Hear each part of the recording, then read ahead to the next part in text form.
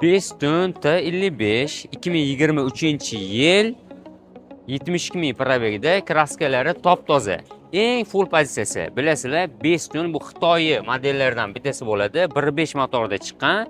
Salon holatlarini ko'rishingiz mumkin. Yana salon holatlar juda ham akkurat tutilgan.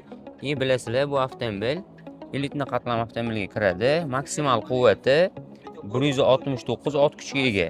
Avtomobilning orqa qismi juda ham keng, o'tirgan odam ham bemalol o'tiradi.